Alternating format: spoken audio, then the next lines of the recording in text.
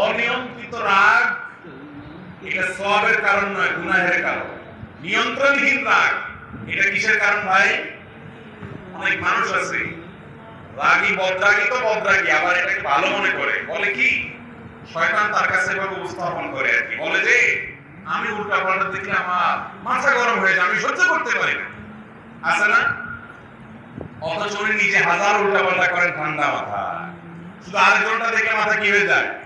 গরম হয়ে যায়। ভালো করে শুনে রাখেন, যারা ধৈর্যশীল এই মানুষগুলোই মূলত জান্নাতে যাবে। কোন ধৈর্যহীন অধৈর্যশীল মানুষের জন্য জান্নাত না। আল্লাহ বলেছেন কোরআনে, ইন্নামা ইউওয়াফাস সাবিরুনা আজরাহুম বিগাইরি হিসাব।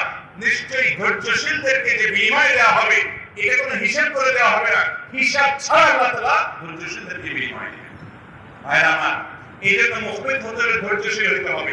এমন কথা হলো ভাই ধৈর্যশীল হবো